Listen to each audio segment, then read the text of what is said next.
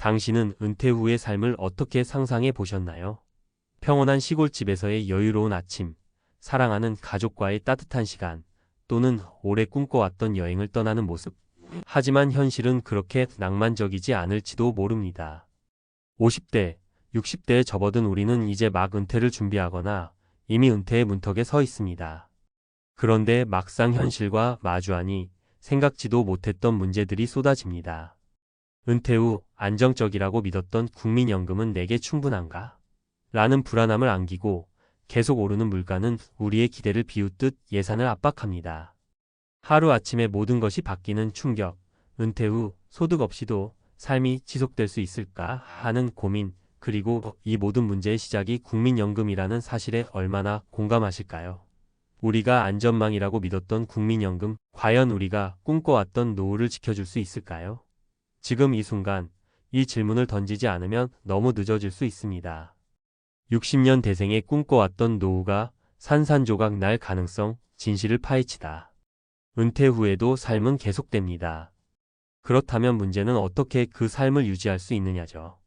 대부분의 60년 대생들은 국민연금이면 어떻게든 되겠지라고 안심합니다.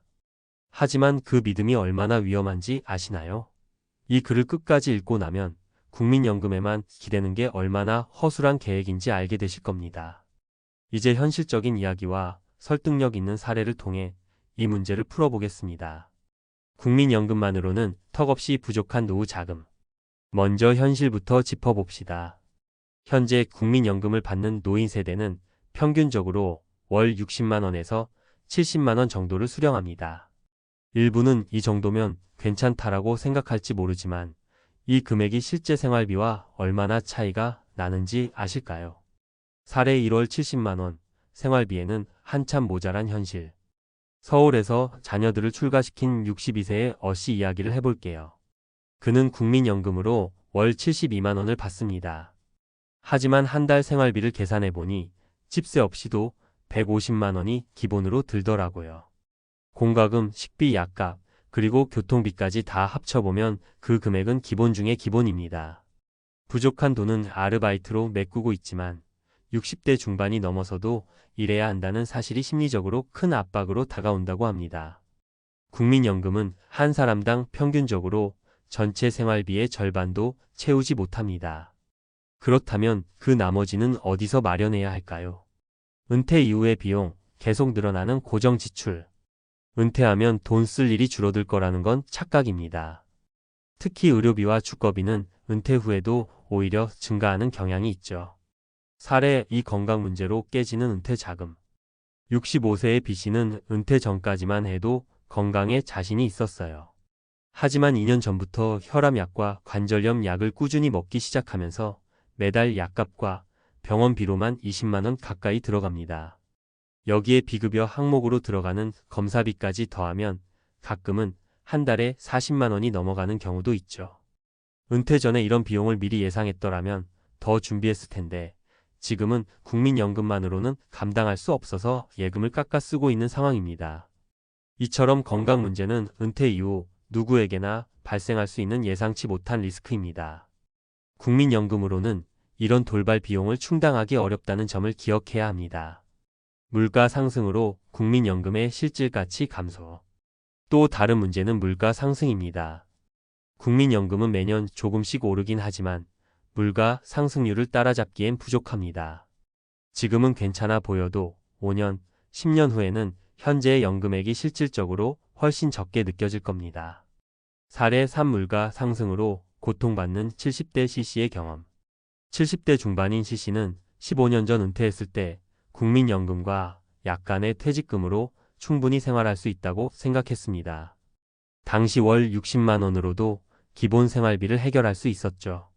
하지만 지금은 월 60만 원으로는 식료품비조차 버겁습니다. 특히 최근 몇 년간 급격히 오른 공공요금과 식비 때문에 C씨는 한 달에 최소 100만 원이 더 필요하다고 합니다. 은퇴 초기에 그 돈이 충분하다고 느꼈던 건 물가 상승을 과소평가했기 때문이었죠. 국민연금 외에 추가 대비, 이제는 필수. 그렇다면 어떻게 해야 할까요? 국민연금은 기본적인 안전망일 뿐 그 외에 대비책이 필요합니다. 아래 몇 가지 방법을 추천합니다. 적극적인 자산 관리. 예금이나 적금 같은 소극적인 자산 관리에서 벗어나 ETF나 배당주 같은 안정적인 투자 수단을 활용해 소득을 늘리는 방법을 고려해야 합니다. 지금 시작하더라도 늦지 않습니다. 연금 저축과 IRP 활용. 국민연금 외에도 개인연금이나 IRP 계좌를 통해 추가적인 연금 자산을 마련하는 것이 필요합니다. 소액이라도 꾸준히 납입하면 10년, 20년 후엔 큰 차이를 만들어낼 수 있습니다. 노후 소득 창출. 은퇴 후에도 할 수 있는 일이나 재택근무 기회를 찾아보세요. 유튜브나 블로그처럼 온라인으로 소득을 창출하는 방법도 좋은 선택이 될 수 있습니다. 마무리하며 지금 당장 시작해야 합니다. 은퇴 후에는 돈을 벌 기회가 줄어들고 몸이 아프기 시작하면 예상치 못한 비용이 생깁니다. 국민연금만 믿고 있다가는 계획이 송두리째 흔들릴 가능성이 큽니다. 지금부터라도 추가적인 준비를 시작하세요. 난 이미 늦었어라고 생각하실지도 모르지만 1년 후에 자신이 지금의 자신에게 감사할 수 있도록 작은 것부터라도 시작해보세요. 결국 준비된 노후는 스스로 만들어가는 겁니다. 국민연금만 믿었다간 위험. 은퇴 후 삶의 안전판을 만드는 방법. 은퇴를 앞둔 5060대 여러분, 지금 국민연금을 믿고 안심하고 계신다면 다시 한번 생각해 보셔야 합니다. 앞서 말씀드린 사례들에서 보셨듯이 국민연금은 기본적인 생활을 겨우 유지할 정도로만 설계되어 있습니다. 하지만 노후의 삶은 단순히 숨만 쉬며 버티는 게 아니라 존엄성과 여유를 가지고 살아가야 하지 않겠습니까? 오늘은 전문가의 시선으로 은퇴 후 삶의 안전판을 만드는 구체적인 방법을 알려드리겠습니다. 이건 단순히 돈의 문제가 아닙니다. 삶의 질, 그리고 심리적인 안정까지도 걸린 중요한 이야기입니다. 1. 국민연금은 기본, 추가적인 연금은 선택이 아닌 필수. 국민연금은 단순히 최소한의 안전망일 뿐입니다. 이를 제대로 이해해야만 우리가 어떤 준비를 해야 할지 명확해집니다.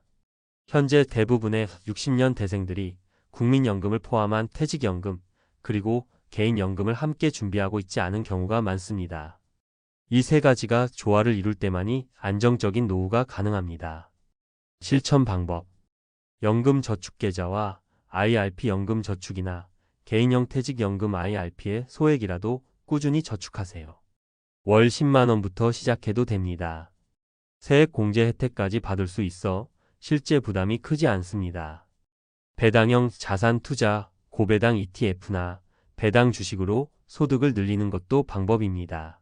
안정적인 배당 수익은 은퇴 후 정기적인 현금 흐름을 만들어줄 수 있습니다.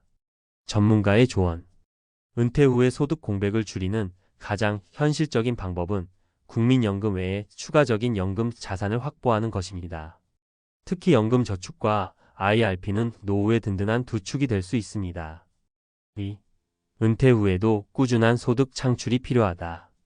은퇴한다고 해서 모든 경제활동이 멈출 필요는 없습니다. 특히 요즘처럼 평균 수명이 길어진 시대에는 은퇴 후에도 적절한 소득 활동을 이어가는 것이 중요합니다. 단, 5060대가 할 수 있는 일은 무엇인지 현실적으로 접근해야 합니다. 실천 방법. 온라인 플랫폼 활용 블로그, 유튜브, 전자책 출판 등 자신의 경험과 지식을 활용할 수 있는 플랫폼을 활용하세요. 초기 비용이 적게 들고 꾸준히 하면 안정적인 소득원이 될 수 있습니다. 자격증 취득 재취업이나 창업에 유리한 자격증을 취득하는 것도 좋습니다. 예를 들어 바리스타 자격증, 공인중개사, 그리고 최근 각광받는 소형 전기차 정비 관련 자격증 등이 있습니다. 소규모 창업 자신이 잘 아는 분야에서 소규모 창업을 시작해 보세요. 예를 들어 농촌에 거주하신다면 농산물 직거래 사업이나 체험 프로그램 운영이 가능합니다. 사례. 60대 초반에 은퇴한 D씨는 은퇴 후 유튜브를 시작했습니다. 처음엔 취미로 시작했지만 점차 구독자가 늘어 지금은 월 50만 원 이상의 광고 수익을 올리고 있습니다. 그는 소소한 수익이지만 내 손으로 번 돈이라 더 뿌듯하고 삶의 활력이 생겼다고 말합니다. 3. 소비를 줄이고 삶의 질을 높이는 방향으로 전환. 노후 생활은 필연적으로 소비 패턴의 변화와 연결됩니다. 하지만 소비를 무작정 줄이는 것만으로는 해결되지 않습니다. 오히려 적게 쓰면서도 삶의 질을 높이는 데 초점을 맞추는 것이 중요합니다. 실천 방법. 미니멀 라이프 실천. 불필요한 물건과 소비를 줄이고 진정 필요한 것에만 집중하세요. 특히 자동차 유지비나 고급 브랜드 의류 등 비필수적 소비를 줄이는 데서 큰 차이를 느낄 수 있습니다. 지역 특화. 생활 도시보다 생활비가 적게 드는 지역으로의 이동을 고려해 보세요. 농촌이나 소도시에서의 삶은 소비를 줄이면서도 풍요로움을 느끼게 해줄 수 있습니다. 취미로 즐거움 찾기. 돈이 많이 드는 활동 대신 산책, 독서, 무료 강좌 참여 등 저비용 취미를 늘려보세요. 심리적으로도 안정감을 주는데 큰 도움이 됩니다. 사례. 67세인 이 씨는 은퇴 후 도시 생활을 접고 강원도로 이주했습니다. 그는 농산물을 자급자족하며 월 50만 원 정도로도 여유로운 삶을 살고 있습니다. 그는 돈이 없어도 자연 속에서 건강하게 살 수 있다는 걸 깨달았다고 말합니다. 4. 건강이 곧 자산이다. 노후 생활에서 가장 큰 변수는 건강입니다. 아무리 많은 돈이 있어도 건강을 잃으면 모든 계획이 무너지기 마련입니다. 건강은 단순히 의료비 절감을 넘어 삶의 질을 유지하는 데 필수적인 요소입니다. 실천 방법. 규칙적인 운동. 무리하지 않고 꾸준히 할 수 있는 운동을 찾아보세요. 걷기, 요가, 근력 운동 등은 비용이 거의 들지 않으면서도 큰 효과를 볼 수 있습니다.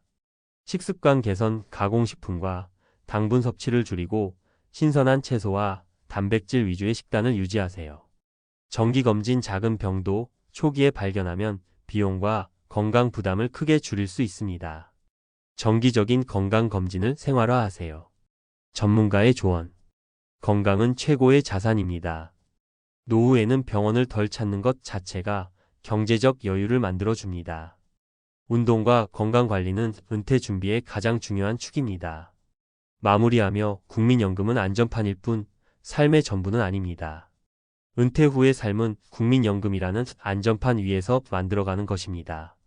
하지만 그 안전판이 전부가 될 수는 없습니다. 국민연금 외에 추가적인 소득원과 준비가 없다면 노후는 불안정한 삶으로 이어질 가능성이 큽니다. 지금부터라도 늦지 않았습니다. 작은 준비가 큰 차이를 만들어냅니다. 국민연금을 넘어 자신만의 안정적인 노후를 설계해 보세요. 오늘의 작은 선택이 내일의 삶을 바꿀 수 있습니다.